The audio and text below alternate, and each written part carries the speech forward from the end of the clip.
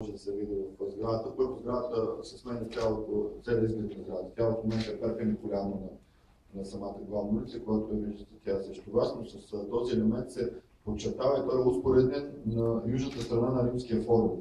Така че архитектите са искали да направят една успоредна линия, която да бъде успоредна на южната страна на Римския форум. По този начин обаче печелим от гледна точка на това, че увеличаваме площта горе на кафето, което е на покривното пространство. Ако се качите на 12-етажна сградата, вие ще видите, че от 12-етажна сградата има най-хубавата гледка в целия Пловдив. Всичките петите прилучите, това е най-хубавата гледка в целия град.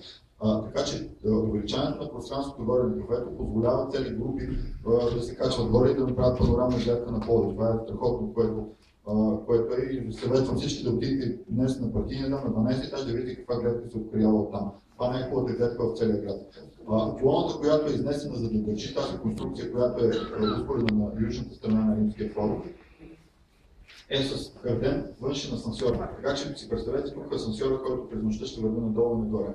Това е външен асансьор, който ще бъде голям, да могат да се качват повече хора и да няма достъп до самата сграда. Така че отделяме по този начин търговската площ директно към уличното пространство и може да се ползва без да се влиза в самата сграда.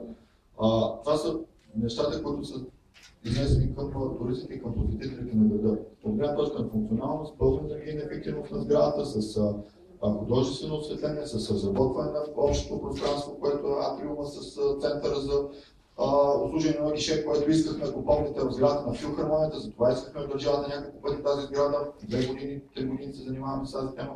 Държавата на този етап нямаме предоставен, но пък решихме да използваме тук пространството, което в момента е открито за създаване на център за обслужване на клиенти, или нареченото обслужване на гише.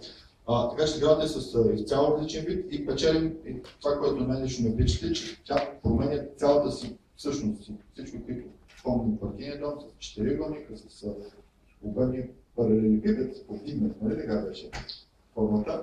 Сега вече разиграваме и става съвсем различна и има вече подходящи за туризъм, за посещение.